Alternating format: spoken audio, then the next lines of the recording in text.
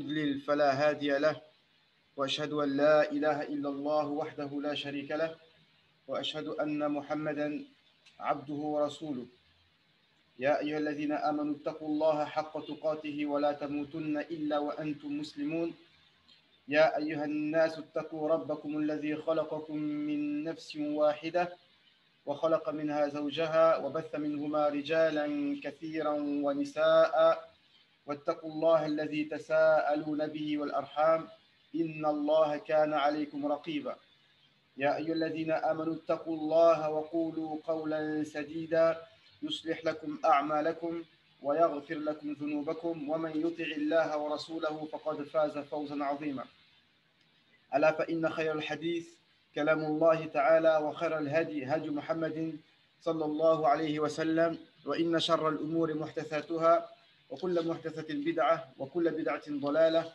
وكل ضلالة في النار فنسأل الله العظيم رب العرش العظيم أن يحفظنا جميعا من النار. Donc, pour ceux qui donc le sujet, bon, il faut savoir que c'est un sujet qui est un peu technique et qui est fait pour ceux qui ont des notions dans la théologie musulmane. Et c'est le sujet par rapport au mouvement de Tabligh et l'explication du livre du Cheikh Ayman Abou Shadi, dont le titre est ce qu'on pourrait traduire par un regard scientifique sur le mouvement de Tabligh. Un regard scientifique sur le mouvement de Tabligh. Non. Donc, pour ceux qui veulent en résumé, donc, le tout premier chapitre, on a donné la définition de l'innovation, la définition donnée par l'imam Shatibi, puisque c'est lui qui, on va dire, c'est son avis qui fait la balance entre tous les avis. Donc, il a dit, c'est tout ce qui est tariqatun fi ad-din mukhtara'a tudahi ash-shar'iyya. C'est une manière de pratiquer la religion inventée et qui concurrence la vraie sharia. Yuqsadu bihi al-mubalagha fi at-ta'abbud. En voulant par cela exagérer ou rajouter dans les adorations. Ensuite, le chapitre d'après, on a cité donc 6 paroles de savants qui expliquent qu'il y a des bonnes innovations et des mauvaises innovations. Mais le résumé, c'est que ceux qui disent qu'il y a des bonnes innovations, ils ont une compréhension, et ceux qui disent qu'il n'y a pas de bonne innovation, ils ont une autre compréhension. Ça veut dire qu'ils ne parlent pas exactement de la même chose. Tout simplement, c'est que ceux qui disent qu'il y a des bonnes innovations, ils parlent de l'innovation dans le sens linguistique. Donc, c'est quelque chose qui est nouveau. Quelque chose qui est nouveau. Donc, quelque chose qui est nouveau, ça s'appelle innovation, comme son nom l'indique. S'il y a un dalil, une preuve qui justifie cela, ce sera une bonne innovation. Et s'il n'y a pas de dalil, ce sera une mauvaise innovation. Alors que les autres qui disent qu'il n'y a pas de bonne innovation, eux, ils parlent du mot innovation dans le jargon théologique. Et dans le jargon théologique, on ne regarde pas si la chose est nouvelle, même si elle est effectivement nouvelle. On regarde juste est-ce qu'il y a un dalil ou pas. S'il y a un dalil, ils n'appellent pas ça innovation. Et s'il n'y a pas de dalil, bien évidemment, tout le monde est d'accord. Mais on a dit qu'il y a un troisième avis qui dit que tout ce qui est venu après le prophète sallallahu alayhi wa sallam. Et là, ça pose un problème, parce que ça voudrait dire que même ce que les sahaba ont fait pourrait être taxé d'adoration. Et c'est ce qui s'est passé. Quand on regarde certaines choses que des sahabis ont fait, en partant au principe de cette définition, ils ont taxé d'innovation. On a cité l'exemple, je n'ai pas tous les exemples en tête, du Éden que Uthman ibn Affan a fait avant l'heure du Juma'a, avant l'heure de Dhuhr. Certains, comme Cheikh Albani, ont dit que c'est une innovation. Donc, ici, maintenant, on a dit qu'on va expliquer, donc on va citer encore donc les 6 paroles qu'on a citées donc, pour dire qu'il y a une bonne innovation. Donc on a l'imam Shafiri, on a l'imam Al-Nawawi, on a l'imam Ibn Hajar Al-Asqalani, on a Al-Jurjani, on a Al-Zarkashi et Al-Aini aussi, qui a fait aussi une explication de Sahih al-Bukhari, qui est Hanafi. Donc évidemment, on est d'accord que ce n'est pas le nom qui fait le dalil. Ici, on parle de dalil, on ne parle pas de nom. On n'est pas là pour dire l'imam Al-Nawawi ou l'imam Al-Shafi'i. On n'est pas là pour citer des noms. On est là pour regarder le dalil, pour ceux qui sont capables de suivre les dalils. Donc ici, maintenant, on va traiter un autre chapitre, qui est le chapitre de comment on doit comprendre le hadith qui dit toute innovation est un égarement. Kullu bid'atin dalala wa kullu dalalatin fin nar. Donc ici, ceux qui ont étudié un peu les usul fiqh, ils vont te dire que que kul, quand on dit kul, c'est-à-dire tout, ça fait partie des alphaz al-umum. Ça veut dire que c'est des termes qui indiquent que ça englobe tout. Tout ce qui, donc, si on comprend bien, selon leur compréhension, tout ce qui est nouveau est un égarement. Tout. Mais ici, celui qui pousse la recherche dans usul fiqh, eh ben, il saura que des fois, il y a des termes qui, en apparence, englobent tout, mais qui, en vérité, n'englobent pas tout. D'accord ? Il y a plein d'exemples, je n'ai pas tout en tête non plus, mais dans la sourate Ahqaf, Allah nous dit Allah a détruit une ville, la ville d'une ville. Et Allah, il a dit Tudammiru kulla shay'in. Le vent, là, il a détruit toute chose. Mais on sait bien que le vent n'a pas détruit toute chose. Il a détruit que cette ville-là. Donc, des fois, un terme est employé comme si c'était total, alors que ce n'est pas le cas. Donc, ici, أما الحادث المذموم وهو ما كان خلاف كتاب الله وسنة رسول الله صلى الله عليه وسلم وقواعد الشرع فهي بدعة وضلالة. Donc, tout ce qui est nouveau, tout ce qui est fait nouveau, mais qui contredit le Coran et qui contredit la Sunna et qui contredit les règles théologiques, eh ben, c'est une innovation d'égarement. Une innovation d'égarement. وهي ما لم يكن في القرون الثلاثة الأولى ولا يوجد له أصل من الأصول الأربعة الكتاب والسنة والإجماع والقياس وهي المقصودة بكل الأحاديث التي وردت في ذم البدع وأهلها. Donc l'innovation, c'est ce qui n'a pas existé dans les trois premiers siècles, mais qui n'a pas de source dans la jurisprudence. Qui n'a pas de source dans la jurisprudence, donc ni dans le Coran, ni dans la Sunna, ni dans ce qu'on appelle l'ijma', le consensus, ni dans le qiyas. Le qiyas qui est l'analogie. وهي المقصودة بكل الأحاديث التي وردت في ذم البدع وأهلها.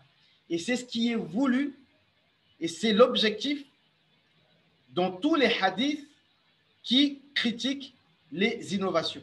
C'est-à-dire que toute chose nouvelle qui n'a pas de dalil.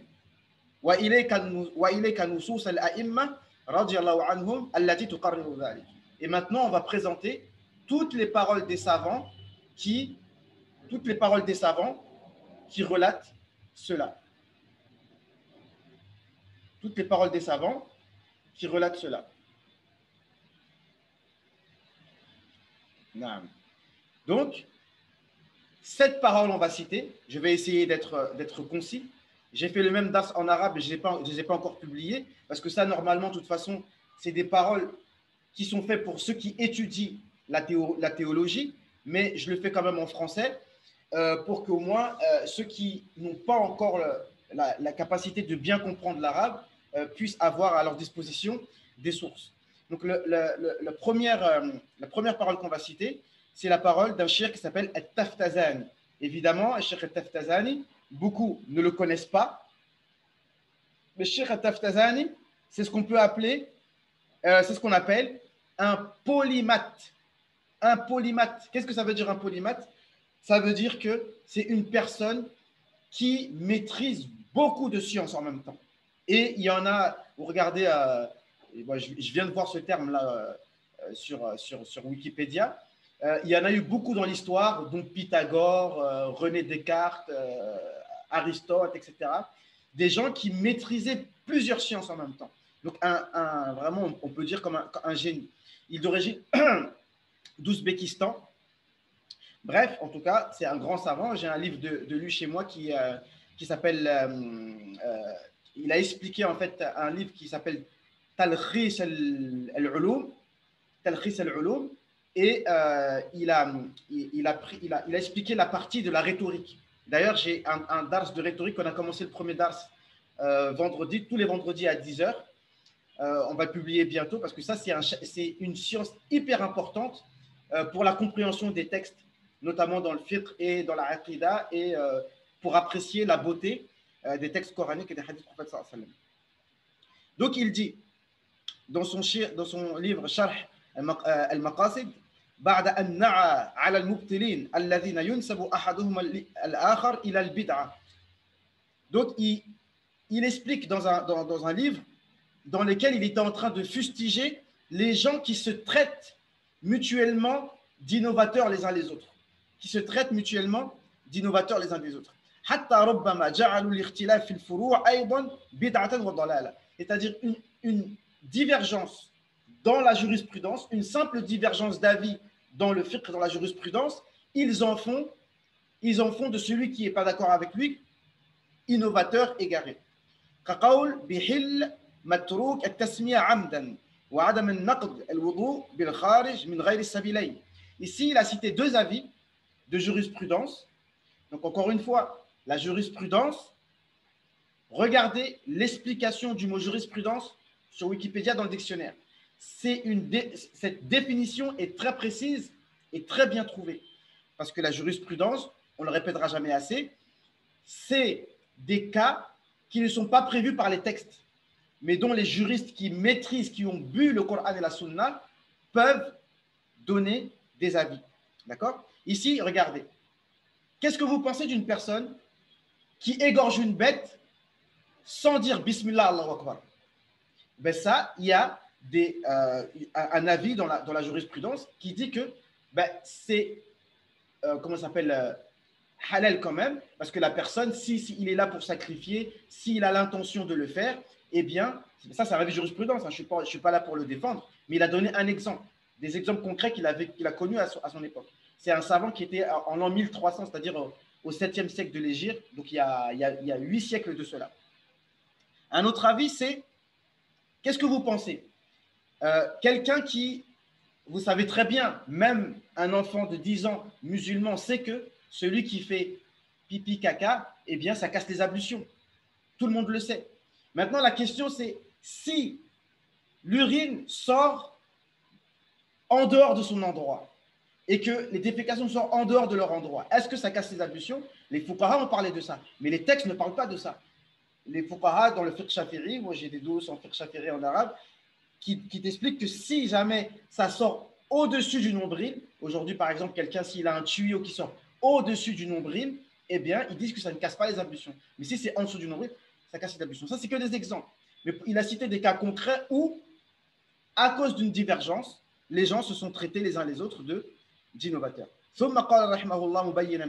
Ensuite, il a dit ولا يعرفون أن البدعة مذمومة هو المحدث في الدين من غير أن يكون في عهد الصحابة والتابعين.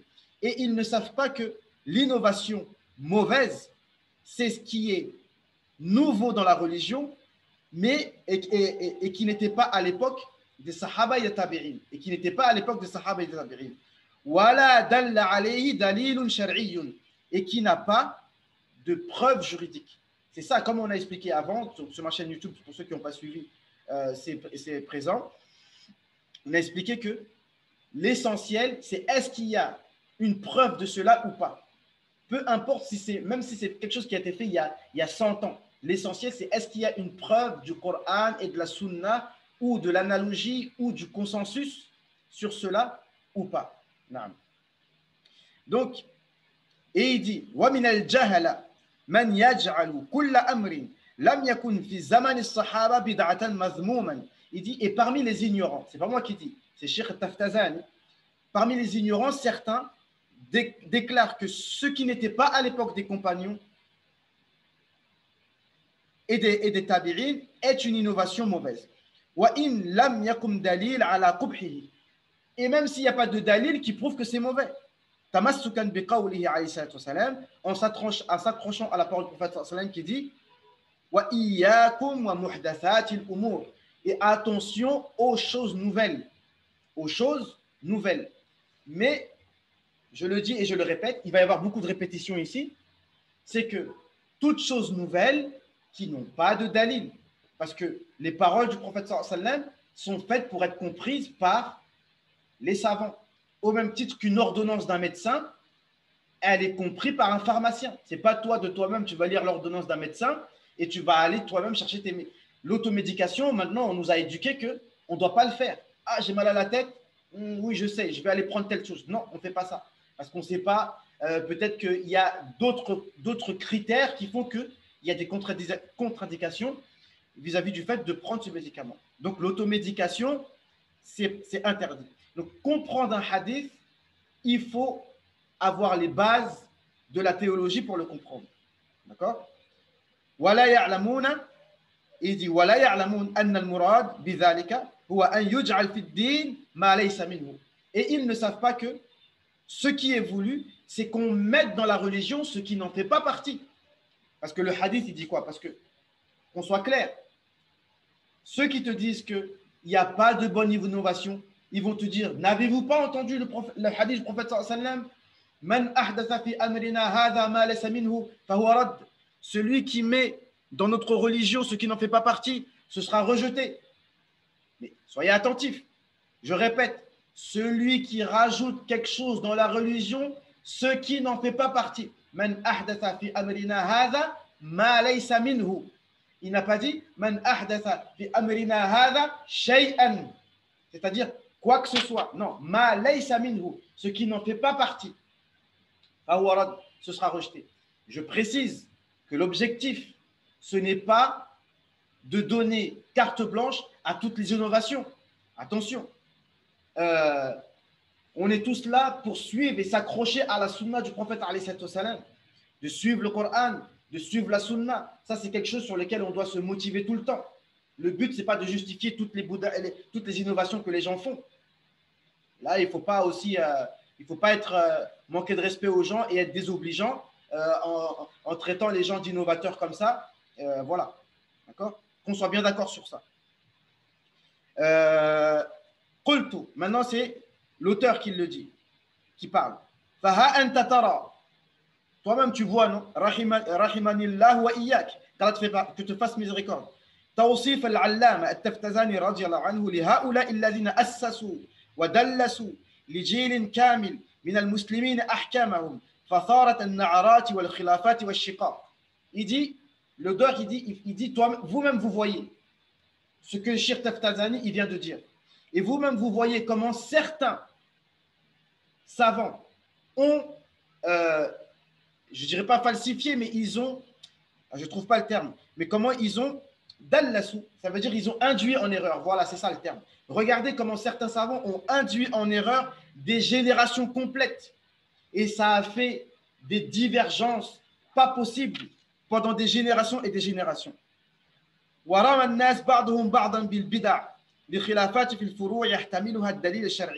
Et les gens se sont traités les uns les autres d'innovateurs, alors qu'à la base, les choses qui ont été faites, nouvelles, avaient des preuves dans le Coran et dans la Sunna. Après, là, je ne donne pas d'exemple, mais des exemples, il y en a plein, même si on regarde déjà, rien que chez les Sahaba. J'ai une liste complète de choses que les Sahaba ont fait, que le prophète sallallahu alayhi wa sallam n'avait pas fait. De toute façon, on va en citer des exemples ici. Alors écoutez ce qu'il va dire ici le cheikh. Donc les gens ont commencé à diverger entre eux, juste pour diverger. Je précise que le cheikh, il m'a transmis ce livre de ses propres mains et il m'a fait comprendre avec respect qu'en réalité, il ne voulait pas que je fasse ce cours-là. Encore moins, peut-être en français, mais pas en arabe. Parce que son but, c'est il ne veut pas que créer et faire allumer le feu de la fitna, comme il va le dire juste ici. Parce qu'il essaye, mais on voit que là, il s'est emporté un tout petit peu dans ces termes. Mais il faut comprendre que ce n'est pas son but.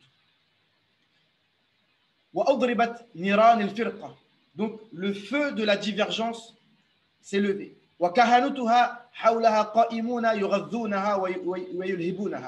Et les, comment dire, les gens autour soufflent, en fait. Ils alimentent le feu et ils le font augmenter. Et la communauté islamique, c'est comme si elle est droguée. Comme si on n'avait pas appris et comme si on n'avait rien lu.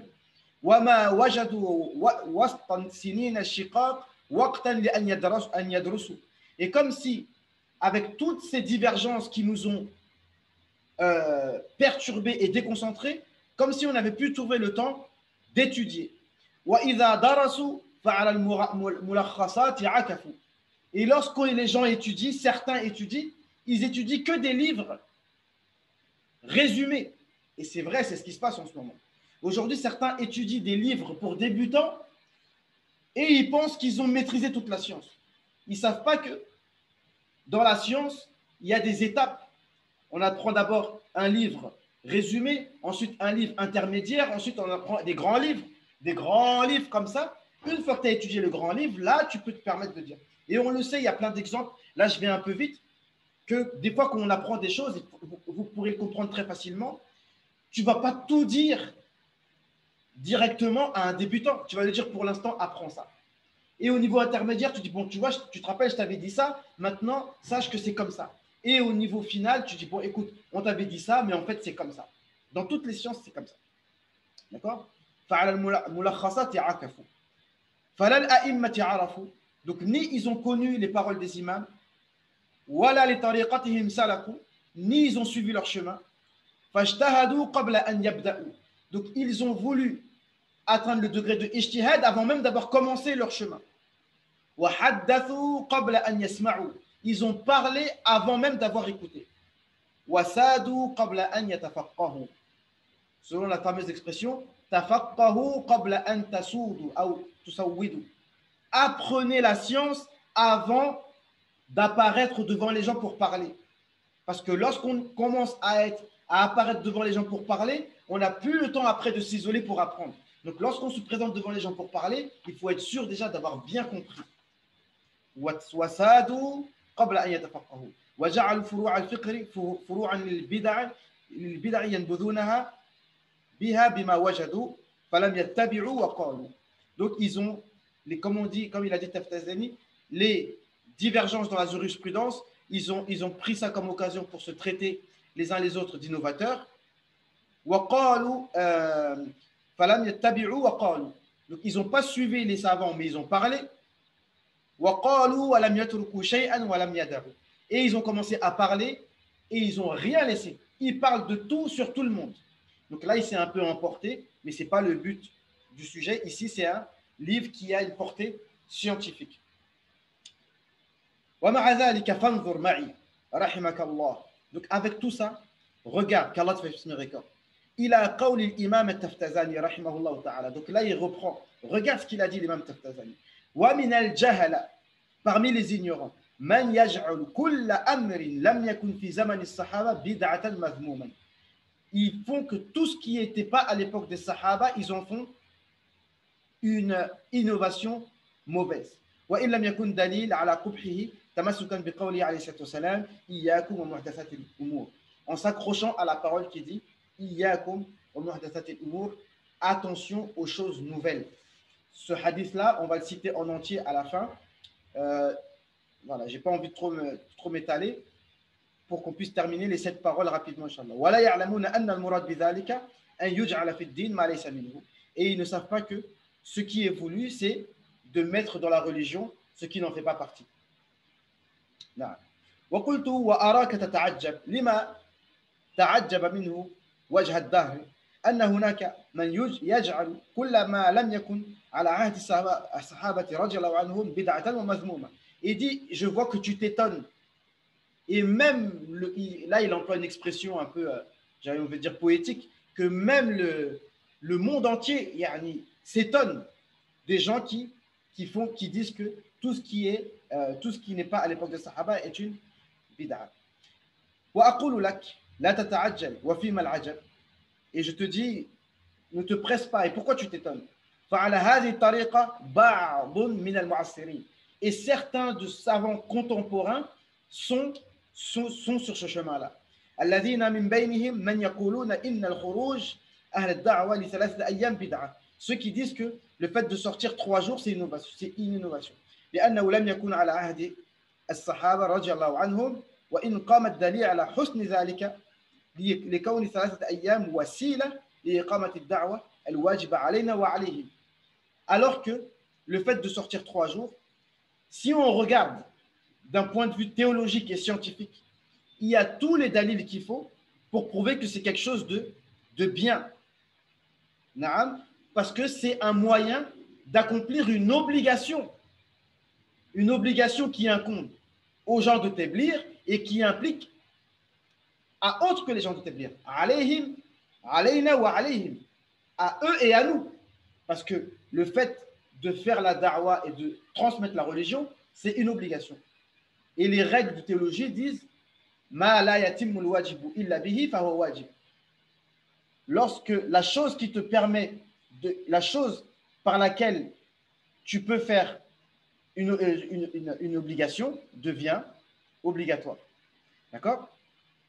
بل حتى وإن قام الدليل على وجوبها أو ندبها من قواعد الشرع. Et même si pourtant il y a des dalils qui prouvent que c'est obligatoire ou alors mustahab selon les règles de théologie.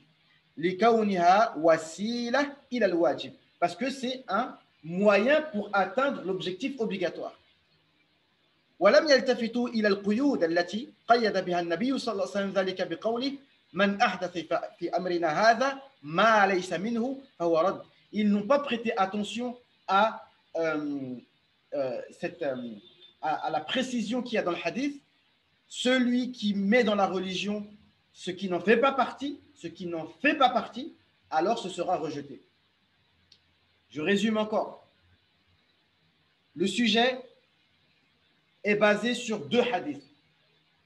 Avant d'arriver aux paroles des savants, on a 2 hadiths.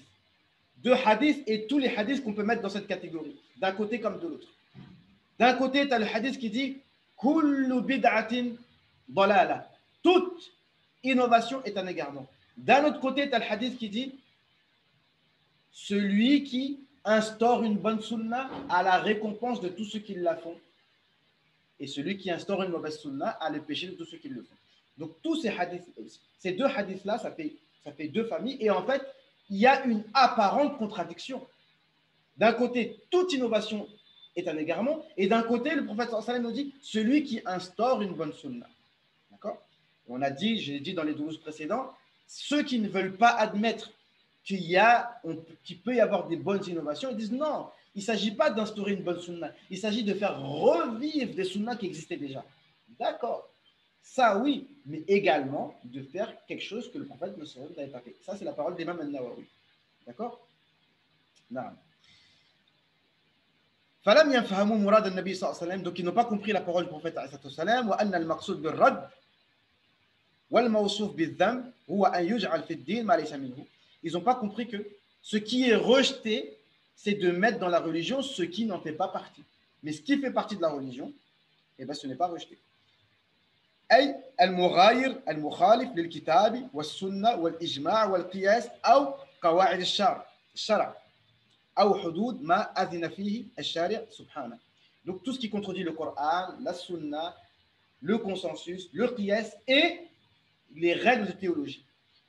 Je répète, l'imam Malik dit que celui qui, sa fameuse parole, c'est-à-dire et l'imam Chatibi est malikite aussi, il dit qu'il n'y a pas de bonnes innovations, mais on fait remarquer que malgré cela, eh bien, l'imam Malik est celui qui a le plus ouvert la porte à ce qu'on appelle masalih al-mursala, c'est-à-dire alors, je ne sais pas comment le traduire, mais toutes les choses qui sont bénéfiques Mursala, ça veut dire qu'ils sont ouvertes. Ça veut dire la porte est ouverte en fonction des nouvelles situations qui peuvent se proposer. Donc ça fait partie d'une des sources de la législation dans le madhab Malik. نعم. أما ما لا ينافيه بأن يشهد له شيء من قواعد الشرع أو أدلته فليس برد. Mais ce qui ne contredit pas le Coran et la Sunna, etc., ce n'est pas rejeté. بل هو مقبول, mais c'est accepté. كبناء المعاهد العلمي وتقوية الثغور والحصول. Comme le fait de faire des madrasas. Est-ce qu'il y avait des universités islamiques à l'époque du prophète alayhi salam? Est-ce qu'il y avait tous ces livres-là? Est-ce que les Sahaba ont laissé des gros livres comme ça pour faire le tafsir du Coran, etc.? Est-ce qu'ils connaissaient le tajwid? Est-ce qu'ils connaissent al-ikhfa, wal-idgham, wal-izhar? Est-ce qu'ils connaissent le maf'ul bihi, de nahu, etc., etc.? Ils ne connaissent pas toutes ces choses-là. Et le fait de rénover les forteresses, etc.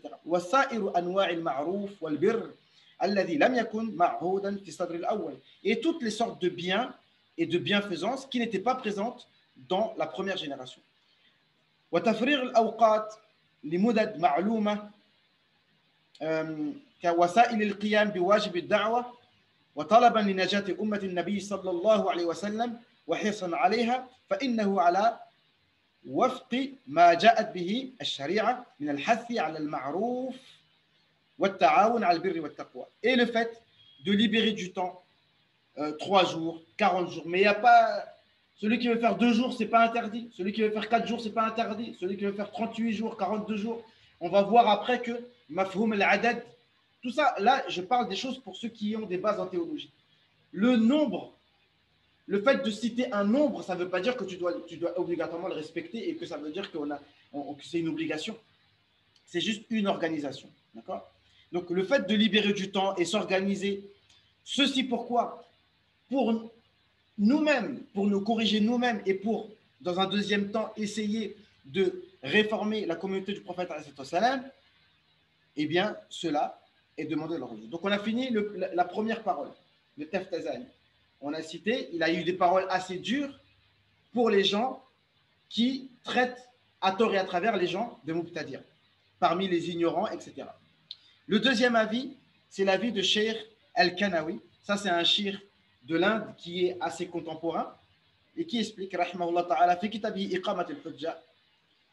والمراد أن كل بدعة في الدين كانت على خلاف مناهجهم وطريقتهم فهو ضلالة. Il dit toute innovation dans la religion qui est contraire à la méthodologie des Sahaba et des Tabi'in, alors c'est un égarement. وإلا فقد حققوا أن من البدعة ما هي حسنة مقبولة. Mais il est évident que parmi les choses nouvelles, il y a des choses qui sont bonnes,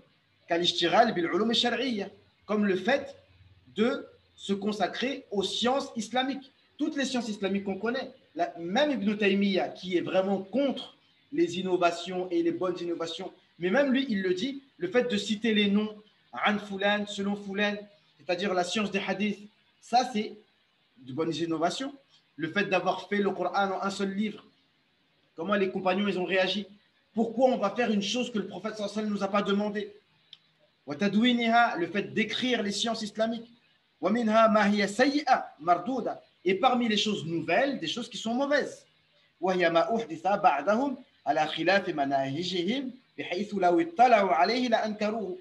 Mais parmi les choses nouvelles, il y a des choses qui sont mauvaises. De sorte que si les Sahaba étaient vivants et qui voyaient ces choses-là, ils auraient réfuté ces choses-là. Ils auraient réfuté ces choses-là. Je veux faire une parenthèse, parce que quand on cite les paroles des savants, c'est bien de, comme on dit, la science, ça ne s'apprend pas tout seul.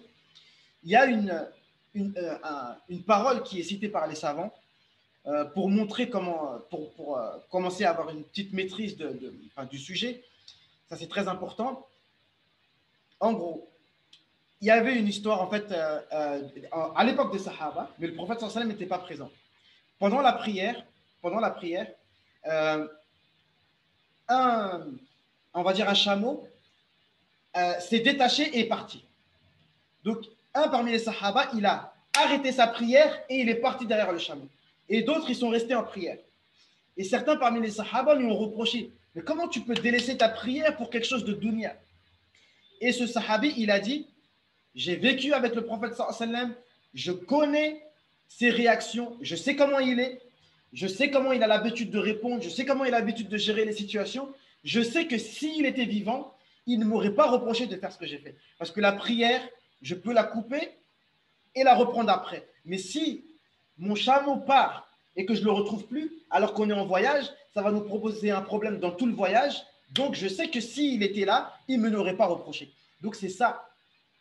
C'est ça la base. Mais encore une fois, ce n'est pas pour justifier les bid'ah, mais celui qui a l'habitude, hein, j'emploie le terme, qui a bu le Coran, qui a bu la Sunna, qui a l'habitude des paroles des savants, normalement, il doit savoir que si Omar ibn Khattab était là, si Abu Bakr Siddiq était là, si Ibn Mas'ud était là, qu'est-ce qu'il aurait dit de telle et telle chose? Normalement, on doit pouvoir le savoir.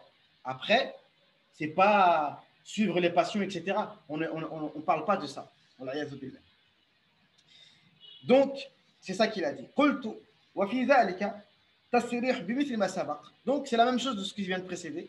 من كون البدعة مذمومة خاصة بما كان على خلاف مناهجهم.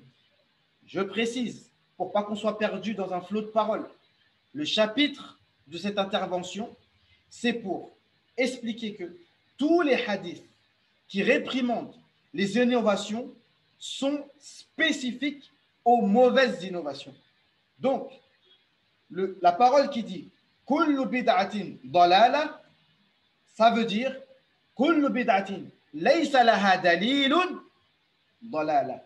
Toute innovation qui n'a pas de dalil est une innovation. C'est le résumé de tout. Celui qui a plus le temps, il peut passer à autre chose. J'ai tout résumé ici. Mais ici, on va citer 7 paroles de savants de manière non exhaustive pour prouver cela. Donc ici, on a cité la deuxième parole et il dit c'est la même chose. Donc, les hadiths qui réprimandent la bid'a sont khas, ils sont comment ça s'appelle, spécifiques. Et ça, je voudrais préciser une chose. Vous devez savoir. Ceux qui ne savent pas, il faut qu'ils le sachent. La science des fondements de la jurisprudence. La science des fondements de la jurisprudence, le premier à l'avoir mis vraiment par écrit, c'est l'imam Shafi'i. Même si ça existait de manière non écrite depuis l'époque des Sahaba.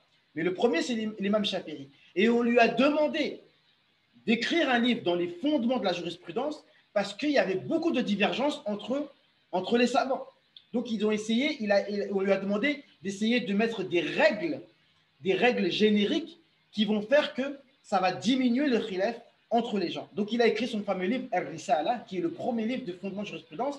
Et cette science-là est une spécificité de l'islam. C'est-à-dire que c'est une science qui permet de savoir comment interpréter les textes, que ce soit dans la jurisprudence ou dans la aqidah, n'importe quel texte. Ça, c'est une spécificité de l'islam. Et la première des choses, les premiers chapitres qu'il a écrits dans cette science, il a remarqué que وَمِنْ أَلْفَاظِ الْعُمُومِ مَا أُرِيدَ بِهِ الْخُصُوص. Parmi les termes qui ont l'air globaux, eh bien, en vérité, ce qui a été voulu, c'est des termes, c'est quelque chose de spécifique.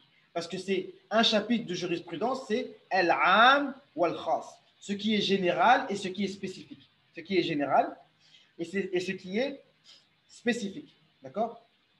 Voilà. Donc, un exemple pour que ce soit clair. Par exemple, quand on demande de libérer un esclave, excusez-moi, c'est le seul exemple que j'ai en tête, il y a des versets qui disent que voilà, par expiation, il faut libérer un esclave. Ça, c'est quelque chose qui est global. Et quand on dit makhsous, spécifique, ça veut dire mais un esclave, mais comment? Un esclave croyant ou un esclave non croyant? Donc, si on dit esclave croyant, ça s'appelle tarsis. Ça s'appelle tarsis. Ça fait longtemps que je ne suis pas venu dans le collectif, c'est vrai. Là, je vais revenir, Inch'Allah, pour les cours de Tajwid. Parce qu'il faut rester sur la base. Hein, là, on est dans les polémiques, etc. Hein, mais ce n'est pas le but de faire des polémiques. Mais au moins, le Coran, ça met tout le monde d'accord. On n'est pas là pour polémiquer, mais on est là pour, justement, le but, c'est d'éviter les polémiques. C'est avec la science. La science, elle est faite pour unir, et elle n'est pas faite pour désunir. Si la science a comme résultat de désunir, alors c'est qu'on n'est pas dans le but. Donc, ça c'est donc on est toujours dans la deuxième parole. وطريقته معلوم أن الدعوة للناس وتفريغ الأوقات وسيلة للحرص عليهم وهدايتهم كانت أعلى المقاصد الصحابة. Donc, le plus grand objectif des compagnons, c'était bien entendu d'appeler les gens à l'islam. C'est-à-dire, comme on a dit au départ, comme le cheikh Abdul Rashid Soufi, le fameux lecture du Coran, il a dit comment ça? Donc les gens cherchent un dalil pour faire da'wah. Qu'est-ce qui se passe dans l'esprit des gens? La saine nature, où est-ce qu'elle est passée? D'accord? Les Sahaba, c'était leur premier objectif. En fait, sallallahu alayhi wa sallam dit Qul hadhihi sabili ad'u ila Allah. Dit voici mon chemin, j'appelle à Allah. ومن ذلك أيضا التصريح بنحو ما مضى عن كثير من الأئمة رضي الله عنهم من أن من البدع حسن ومقبول. Et il confirme ce qui a été dit par la plupart des savants, que parmi les innovations, des choses qui sont bonnes et acceptées. كالاشتغال بالعلوم الشرعية وتدوينها, comme le fait de se consacrer aux sciences religieuses et à les écrire.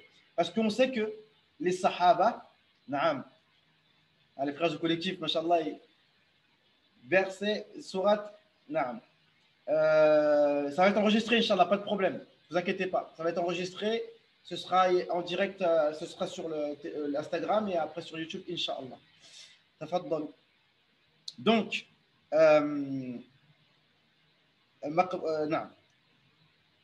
parmi les. Et je voulais dire que les Sahaba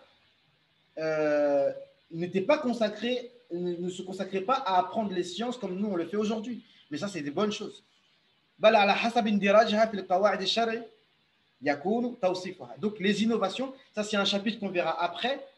Parmi les innovations, il y a des choses d'innovation obligatoires, des innovations mustahab, ça c'est un chapitre qu'on va voir après. Et on va citer les paroles des savants qui soutiennent cela, pas ce que moi je dis. Ici, donc فإن درجت تحت قواعد الوجوب فهي واجبة. Si c'est une innovation qui est obligatoire, elle devient obligatoire. Comme le fait d'avoir réuni le Coran en un mushaf. وإن درجت تحت قواعد الندب فهي مندوبة. Donc si c'est parmi les règles qui indiquent que c'est mustahab, ce sera mustahab. وإن درجت تحت قواعد الإباحة فهي مباحة. Et si c'est quelque chose de permis tout simplement, alors ce sera considéré comme une innovation permise. Troisième avis, l'imam al-allama ibn Hajar al-Haythami, rahimahullah. Donc, encore un grand savant. Donc, dans son. فقد نقل تفسير بعضهم للبدعة على هذا المحمل في الفتاوى الحديثية. Donc, il a expliqué la bid'a dans les mêmes termes. وهي ما لم يكن دليل شرعي على أنه واجب أو مستحب سواء أفعل في عهد صلى الله عليه وسلم أو لم يفعل. Une bid'a, c'est la chose sur laquelle il n'y a pas de preuve que c'est obligatoire ou mustahab. Parce que si ce n'est pas quelque chose d'obligatoire, si ce n'est pas quelque chose de mustahab, alors ça va être de l'autre côté, soit détestable, soit haram. Et là, on rentre dans le mauvais sens de la bid'a interdite. Mais s'il y a une preuve que c'est obligatoire et mustahab, alors ce n'est plus une bid'a. Peu importe si ça a été fait à l'époque du prophète sallallahu alayhi wa sallam ou pas. كإخراج اليهود والنصارى من جزيرة العرب. Comme le fait de sortir les juifs et les chrétiens de la péninsule arabique. وقتال الترك لما كان مفعولا لا بأمره لم يكن بدعة وإن لم يفعل في عهده. Et même si le prophète sallallahu alayhi wa sallam ne l'a pas ordonné de le faire directement, eh bien, ce n'est pas une bid'a, comme le fait de réunir le Coran dans un seul mushaf, comme ils vont dire ici. Kada, wa kada, jam' al-Quran fi al-masahif. Le fait de réunir le Coran dans un mushaf. Donc, j'ai discuté avec un frère qui m'a dit oui, mais non, il y a des signes dans le Coran qui montrent que il fallait le faire parce que Allah il dit Dhalikal kitab la rayba fi. Mais il faut faire attention, très attention. Lorsque on parle du Coran parce que, comme je dis et je le répète, il faut avoir tous les éléments en main et il faut avoir une maîtrise de l'arabe parfaite. Et ceux qui maîtrisent l'arabe, ils savent que des fois le mot kitab, ça ne veut pas vouloir dire seulement un livre. Non, non, non. Kitab, ça veut dire, et le sens de kitab, parce qu'Allah il parle de kitab alors que le Coran n'était pas un livre, c'est al-maktoub, c'est ce qui est écrit. Donc ça, ceux qui connaissent le sarf et justement les règles de rhétorique, ils savent comment on emploie les choses. D'accord? Comme des fois, quand on dit quelqu'un qatil ou bien jarih, ça veut dire maqtoul, majrouh. Qatil, normalement, qatil, celui qui prend au sens apparent, c'est quelqu'un qui tue. Mais non, en fait, ça veut dire qui est tué. Jarih, c'est celui qui blesse. Non, mais c'est celui qui est blessé. D'accord? Donc ça, comme j'ai dit, et j'ai d'autres dourous pour ceux qui me suivent, sur l'importance de la langue arabe, hyper important. Donc le fait de réunir le mushaf et, par exemple, la salat de Tarawih.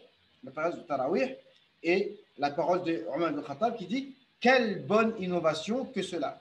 Arada al-bid'a al-lughawiyya. Il voulait dire la bid'a au sens linguistique. On se répète. Ceux qui disent j'aimerais bien savoir comment étudier le Coran auprès de vous. Ouais, on verra ça après, Inch'Allah. Quand il dit ce que Omar ibn Khattab a dit, c'est au sens linguistique. Ceux qui disent qu'il y a des bonnes innovations, ils parlent du sens linguistique du mot. Donc, ils parlent dans un certain aspect. Et ceux qui disent qu'il n'y a pas de bonnes innovations, ils parlent du sens dans le jargon théologique. On répète. مثال كما قال تعالى قل ما كنت بدعا من الرسل. Le prophète Allah Azza wa Jalla dit dans le Coran au prophète sallallahu alayhi wa sallam dire je ne suis pas une innovation parmi les prophètes. Ça veut dire que certes les législations sont différentes, mais la base de la mission prophétique est la même. Comme Allah dit dans le Coran وَاسْأَلْ مَنْ أَرْسَلْنَا قَبْلَكَ مِنْ رُسُلِنَا أَجَعَلْنَا مِنْ دُونِ الرَّحْمَنِ آلِهَةً يُعْبَدُونَ. Pose-leur la question aux gens du livre. Tous les prophètes qui ont été envoyés, est-ce que parmi les prophètes, il y en a un qui a demandé d'adorer autre qu'Allah? Non, c'était toujours la même chose. D'accord? Non. Et donc là, on voit que le dogme chrétien tel qu'il est pratiqué par la majorité des chrétiens, c'est une pure innovation parce qu'il n'y a aucun prophète qui a prêché la mort sur la croix, etc. Tous ils ont appelé au tawhid pur. Non. وليست بدعة شرعا فإن البدعة شرعية ضلالة. La bid'a dans le sens linguistique est une innovation dans le jargon théologique. كما قال صلى الله عليه وسلم قال ومن قسمها من العلماء إلى حسن وغير حسن فإنما قسم البدعة اللغوية. Et parmi les savants, ceux qui disent qu'il y a des bonnes et des mauvaises innovations, ils parlent du sens linguistique. Parce que vous savez, il faut savoir, pour ceux qui ne savent pas, c'est que dans chaque terme, quand on étudie la théologie, c'est qu'il y a le sens linguistique d'abord, donc d'où l'importance de la langue arabe. Ensuite, il y a le sens dans le jargon théologique, soit le jargon du fiqh, soit le jargon, soit le jargon du tajwid, soit le jargon de la conjugaison, soit le jargon de tel et tel domaine. Chaque domaine a son jargon spécifique. وأقول هذا كلام شاف كاف لمن أراد أن يعي. Toutes ces paroles, elles sont suffisantes pour celui qui veut comprendre. وقد بين فيها الإمام ابن حجر الهيثمي حد البدعة. Donc la définition de la bid'a. Il a expliqué la définition. Al-hadd, ça veut dire la définition. وهي ما لم يقم دليل شرعي على وجوب بالوجوب أو الندب. Il a bien dit les choses sur lesquelles il n'y a pas de dalil que c'est obligatoire ou mustahab. S'il n'y a pas de dalil que c'est obligatoire et mustahab, alors ce sera une mauvaise bid'a. نعم. سواء في ذلك أفعل في عهده صلى الله عليه وسلم أو لم يفعل. Peu importe. نعم. أيوة السلام عليكم. سواء في ذلك أفعل في عهده صلى الله عليه وسلم أو لم يفعل. peu importe est-ce que ça a été fait à l'époque du prophète sallallahu alayhi wa sallam ou pas. وضرب لذلك أمثلة. Et il a donné des exemples. فمن أطلق على هذا النوع الذي دل عليه على وجوبه أو ندبه دليل شرعي اسم البدعة كما فعل عمر رضي الله عنه فإنما هو بالاصطلاح العام اللغوي الشامل لحسن القبيح. Donc ceux qui disent qu'il y a des bonnes innovations, ils parlent dans le sens linguistique. وأما الاصطلاح الشرعي فإنه مخصوص بما يذم. Donc dans le terme législatif, le terme dans le jargon, c'est quoi comme sujet?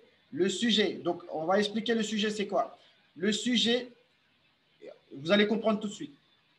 وأما الاصطلاح الشرعي فإنه مخصوص c'est spécifique بما يذم فلا يقع إلا على الحادث المذموم المخالف للقرون الثلاثة الأولى أو المصادر الأربعة للكتاب والسنة والإجماع والقياس أو قواعد الشرع.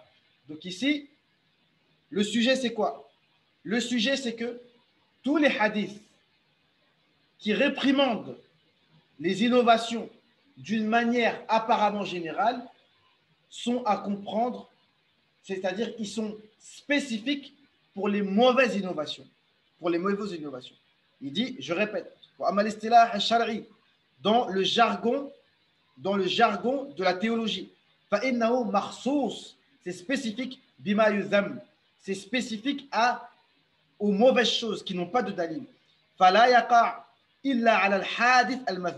Donc ça s'applique que à la chose nouvelle. Oui, elle est nouvelle, mais elle est mauvaise. C'est ça qui est cité, c'est ça qui est voulu dans les hadiths.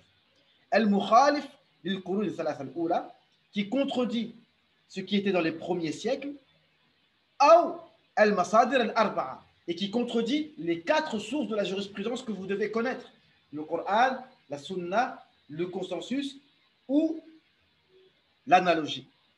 فمن ذم الحادث الذي قام على وجوبه أو ندبه دليل شرعي.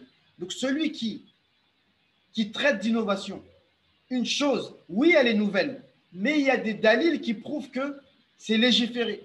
لكونه وسيلة إلى تحقيق الواجب, parce que c'est des choses qui nous permettent d'atteindre l'objectif obligatoire.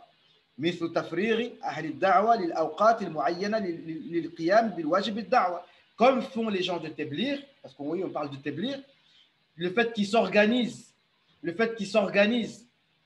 pour aller faire da'wah, comme maintenant, voilà, une petite parenthèse, on m'avait demandé mon avis sur, mashallah, Nader Abou Anas, le frère Mohamed Nazir, l'imam de Gennevilliers, l'imam Mehdi. Ils sont partis dans les quartiers pour aller parler aux jeunes. Bon, il y a un frère, c'est pas moi qui ai fait la remarque, il a dit que les gens de Téblir, c'est ce qu'ils font depuis des années. D'accord? Sans caméra. Ils le font.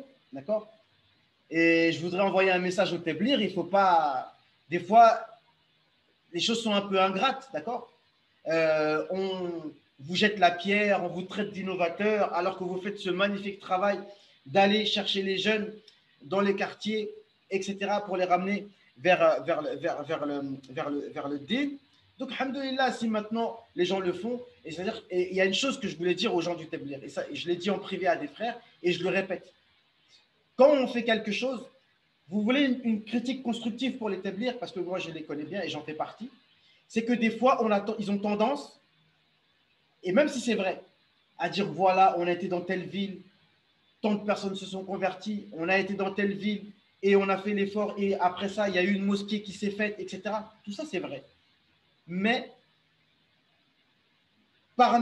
si on regarde dans la sunna, le prophète sallallahu alayhi wa sallam, lorsqu'il est rentré à la Mecque vainqueur, il est rentré la tête basse.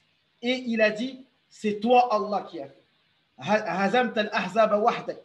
Il a tout remis à Allah subhanahu wa ta'ala, comme si lui n'avait rien fait. 23 années de djihad, et son oncle est mort, combien de souffrances après 23 ans, combien d'épreuves, mais il revient la tête basse. Et subhanallah, c'est exactement la même chose que Allah a demandé de faire aux Beni Israël quand ils sont rentrés dans la terre sainte.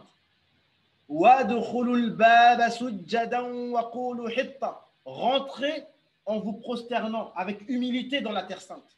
Avec humilité. Même si vous avez réussi à guider des gens, même si vous avez fait beaucoup d'efforts, c'est vrai, mais soyez toujours humble. Ne vous vantez pas que vous avez fait telle et telle chose. C'est important. Parce que beaucoup de personnes, à force de faire ça, après, le shaitan y rentre, etc. Et beaucoup de gens, après, disent, ah, les gens ne me remercient pas, les gens, des fois, cherchent une certaine reconnaissance. Il ne faut pas chercher ça. C'est Allah Azzawajal qui récompense. Ça, c'est très important. Et c'est pour ça qu'on nous apprend, quand on finit un khuruj et qu'on finit, ils nous apprennent à toujours faire l'istighfar. Ça, c'est la sunna. On sort de cette ville, on dit astaghfirullah, astaghfirullah, on n'a pas fait assez. Et c'est comme ça que Allah a ordonné à son prophète. وَرَأَيْتَ النَّاسَ يَدْخُلُونَ فِي دِينِ اللَّهِ أَفْوَاجًا فَسَبِّحْ بِحَمْدِ رَبِّكَ وَاسْتَغْفِرْهُ إِنَّهُ كَانَ تَوَّابًا. Lorsque tu vois les gens rentrer dans la religion en masse, qu'est-ce que tu dois faire? Tu dois glorifier Allah Azza wa Jalla encore plus et demander pardon à Allah Azza wa Jalla. C'est comme ça. Plutôt que de se vanter, de dire Alhamdulillah, j'ai fait, non, tu demandes pardon. Et c'est ça qu'on fait, c'est ça qu'on nous apprend. Et donc ici, il dit quoi? Il dit que ceux qui disent, donc, après ça, les critiques n'ont que peu d'impact.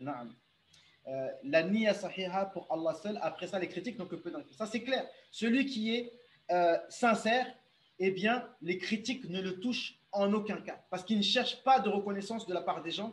Et ça, c'est très important. On ne dit pas que c'est facile, mais c'est hyper important. Il dit donc, celui qui dit que le khuruj, c'est une innovation, en fait, il a mélangé. Il a mélangé. On n'a pas envie de dire des paroles désobligeantes vis-à-vis de ça, mais c'est un mélange. Khaloupa. C'est une salade, un petit peu, parce qu'il mélange entre le terme dans le jargon théologique et le terme linguistique. L'innovation, dans un terme linguistique, ça comprend ce qui est bon, ce qui est mauvais. C'est comme son nom l'indique, c'est nouveau. Oui, ça n'était pas fait sous cette forme-là à l'époque du prophète. Mais la question, c'est est-ce qu'il y a un dalil ou pas?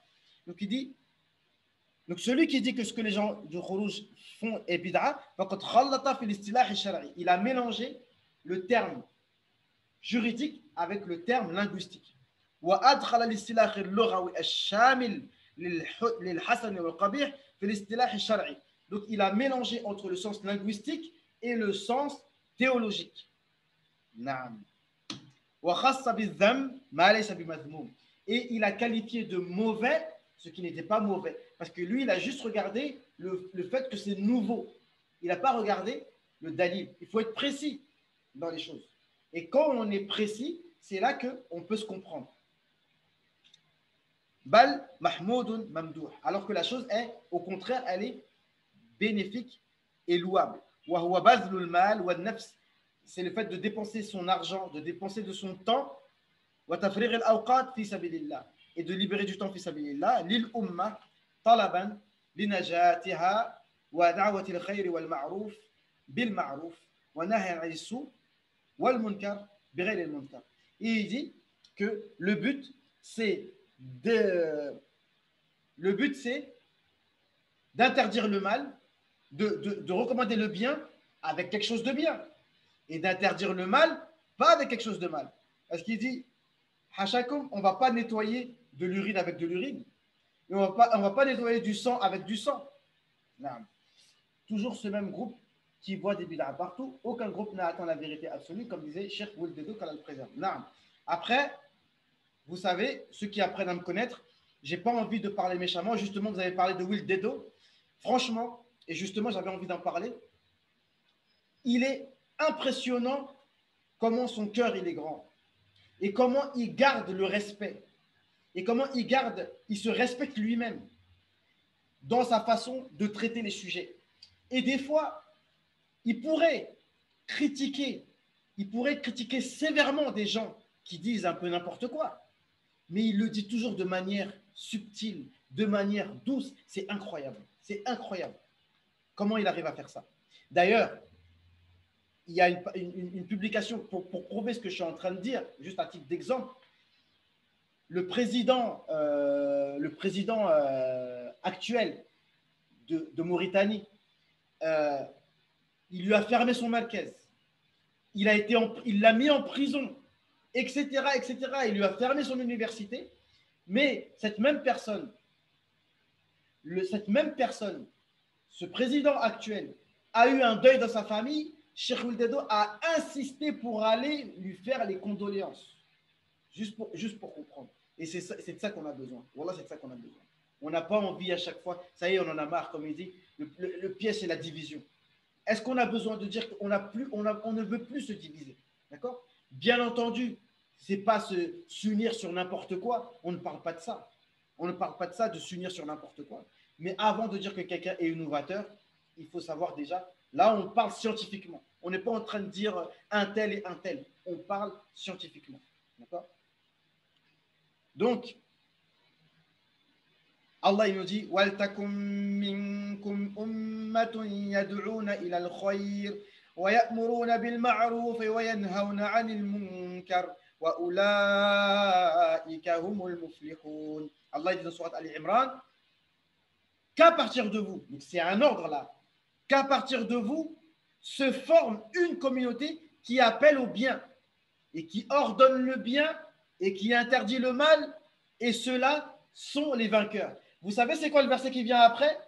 وَلَا تَكُونُوا كَالَّذِينَ تَفَرَّقُوا وَاخْتَلَفُوا مِنْ بَعْدِ مَا جَاءَهُمُ الْبَيِّنَاتُ وَأُولَٰئِكَ لَهُمْ عَذَابٌ عَظِيمٌ. Le verset d'après, il dit quoi? Ne soyez pas comme ceux qui, les gens du livre, qui se sont divisés et qui ont divergé après que les preuves leur soient venues, eux auront un châtiment douloureux. Donc Allah nous interdit formellement, au risque d'avoir un châtiment douloureux, de diverger et d'être divisé. Diverger, c'est dans les avis, d'accord, de manière trop violente, et d'être divisé dans les cœurs. Interdit, haram. Donc, on doit faire l'effort quand même d'essayer de se comprendre. Mais si quelqu'un dit, moi je suis au point A, tant que tu ne viens pas au point A, eh ben, on ne sera pas unis. Et l'autre dit, tant que tu ne viens pas jusqu'à moi au point B, ben, c'est quoi le sens de l'union dans ce cas-là alors? Tu veux que je sois uni avec toi à condition que je sois comme toi. Et moi, je serai uni avec toi à condition que tu sois comme moi. Donc, il faut réfléchir un peu. Comment on va être unis comme ça? Mais bien entendu, ce n'est pas sur n'importe quoi. Quatrième avis. J'ai peur d'être long, mais j'ai envie de finir ce chapitre-là pour ne pas faire beaucoup. Ce n'est pas grave, c'est enregistré. Ceux qui ne peuvent pas terminer, ce n'est pas grave, vous pourrez suivre après, Inch'Allah. Quatrième avis, l'avis de Ibn al-Athir, rahimahullah ta'ala. Je crois même que je vais m'arrêter parce que je ne sais pas depuis combien de temps j'y suis. On pourra continuer peut-être une prochaine fois. Il reste quand même. Il reste pas grand-chose, mais bon, on va peut-être terminer ici, parce que le but, c'est pas de faire long. Donc, on a cité ces avis-là. Donc, je vais vous laisser, Inch'Allah ta'ala. Et puis, on va reprendre, soit comme d'habitude, dimanche prochain, d'accord? Pour terminer, il reste encore... on est au quatrième, donc il reste un cinquième avis, quatrième, cinquième, sixième, septième. Donc il reste 4 avis, toujours sur le même chapitre, qui dit que tous les hadiths qui disent qui réprimandent les innovations sont des hadiths qui sont apparemment globaux, mais qui en réalité sont spécifiques aux mauvaises innovations, celles qui n'ont pas de dalil.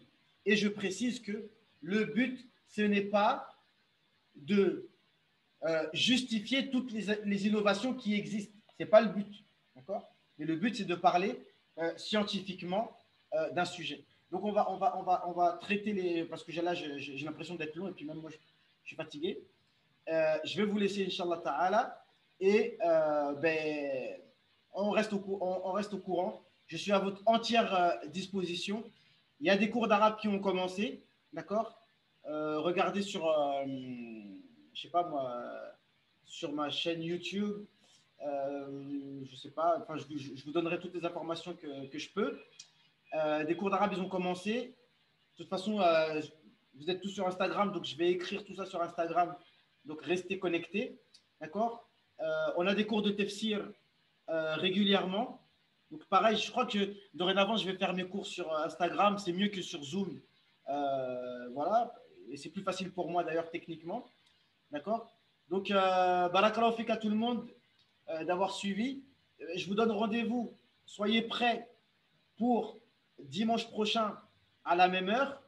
Dites-moi vos avis pour l'heure, parce que moi, je ne sais pas quelle heure en France. Moi, je ne suis pas en France. Hein. Nous, on a fait le Isha depuis 21h. Non.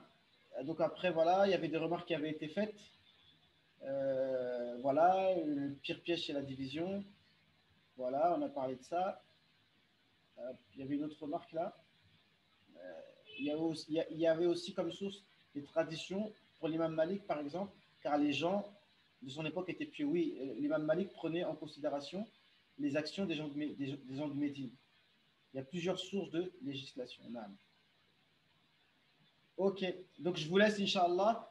Et n'hésitez pas si vous avez des questions à me poser, je ferai le maximum pour vous répondre. Euh, je suis mal organisé, c'est pour ça que je prétends pas être occupé. J'aime pas dire que je suis occupé parce qu'en réalité, c'est qu'on s'organise mal. Mais tous ceux qui m'envoient des messages, Inch'Allah, je vais vous répondre. Et qu'Allah vous préserve. Et le but, c'est pas de justifier les bid'ah. Le but, au contraire, c'est d'être accroché à la sunna du prophète sallallahu alayhi wa sallam bien fermement dans notre vie quotidienne. Les obligations, les sunnas, il faut connaître les sunnas et les pratiquer. C'est ça le plus important. Donc, je vous laisse. سبحانك اللهم وبحمدك نشهد أن لا إله إلا أنت نستغفرك ونتوب إليك سبحان ربك رب العزة عما يصفون وسلام على المرسلين والحمد لله رب العالمين السلام عليكم ورحمة الله وبركاته